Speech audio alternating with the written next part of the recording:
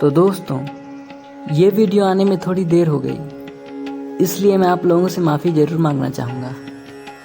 लेकिन आइए चलते हैं आगे भगवत गीता के अगले पार्ट 11वें भाग में।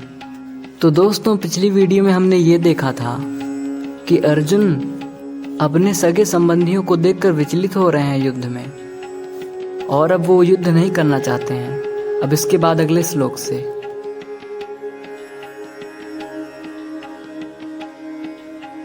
आचार्याः पितरः पुत्रास्तथैव च पितामहाः मातुलाः श्वशुराः पौत्राः श्यालाः संबंधिनस्तथा।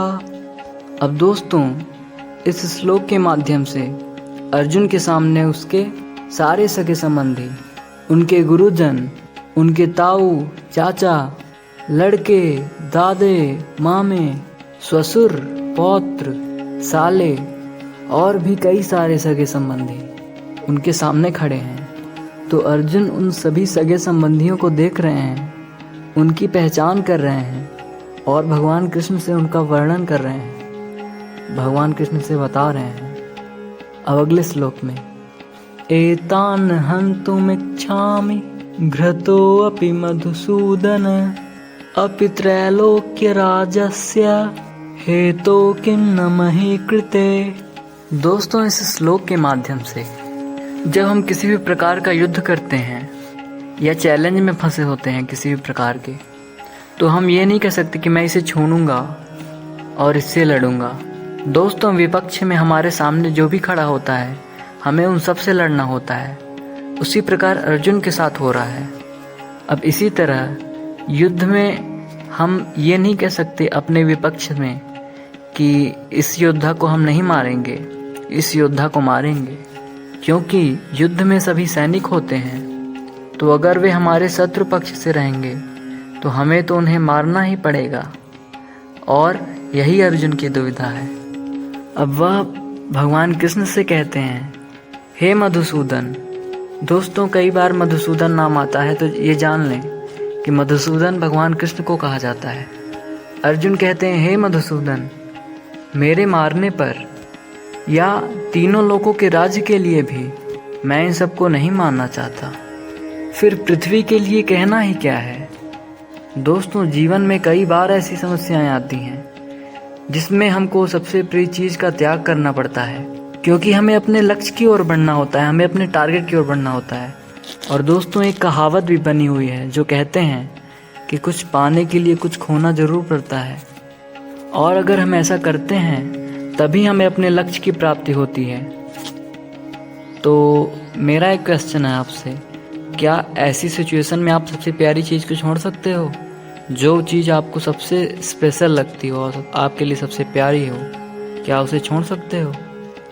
दोस्तों, एग्जाम्पल के लिए आपको यूपीएससी की तैयारी करनी है तो आपको उसके लिए बहुत मेहनत करनी पड़ेगी। आपकी बहुत सारी चीज़ें छोड़नी होंगी, जैसे कि मोबाइल, फालतू का इधर उधर घूमना, ये सब छोड़ करके एक डिसिप्लिन वाली लाइफ जीना होगा। और या फिर आप एक यूट्यूबर बनना चाहते हो तो इसी तरह मेहनत करके वीडियोस बनानी होंगी, क्योंकि दोस्तों आजकल हर क्षेत्र में कंपटीशन है।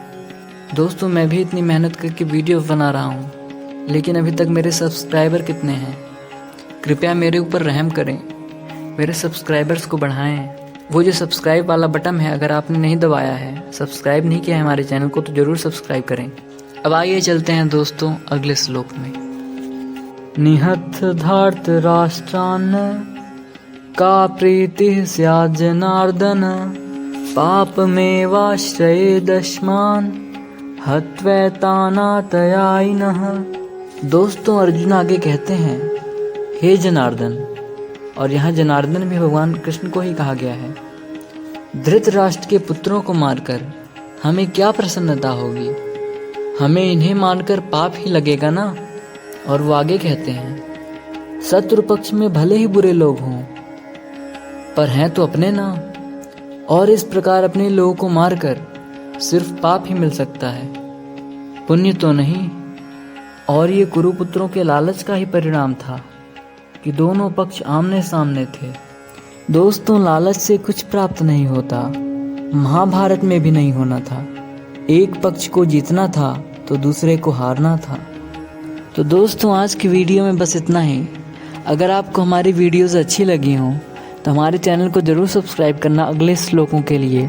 और मैं आपको बता दूं कि मैं गीता के सभी श्लोकों का वर्णन करूंगा आगे चल के अपनी वीडियोस में, इसलिए मेरे चैनल को सब्सक्राइब जरूर करें और वीडियो को लाइक भी करें।